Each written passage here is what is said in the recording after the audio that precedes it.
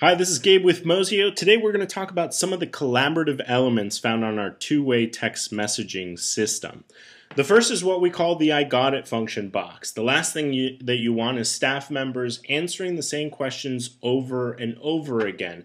And so what our system allows you to do is have several people all logged in at the same time, working together to efficiently answer questions. So as you can see, we've got a question up here at the top of the page that says, "Hi there, I saw your ad for the discounted offer. When can I make an appointment to come in?"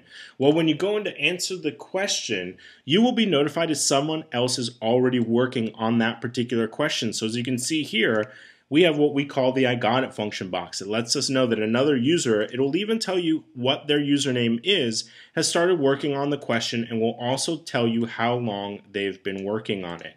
So in our case, we leave that one alone, can go back to the main microboard page and perhaps select another question that has not been answered. So as you can see, here's another question down here. How does the I got it function help my organization be more efficient? So let's try that question. When you click on the big red answer button, as you can see, the I got it function box is not there. So that lets us know that we're the first person to this question.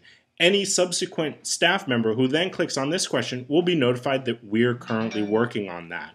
So let's go ahead and select an answer template down here. And as you can see, we've got an I got it function answer template already set up for this particular question. So let's click on that. And as you can see, the answer is preloaded and ready to send out. So when we click send my answer, we'll go back out to the main microboard page, and what we'll notice is that not only the question that we just answered, but both questions have already been answered to both of these customer phones. Now, an additional collaborative element is the ability to comment to other staff members who have logins to the system. So as you can see, here is the login of the other staff member that answered the question above that was working on it while we went in to try and answer that as well. So I can comment to that person, and so when I click on add comment, I can say, thanks for answering that question. I appreciate it.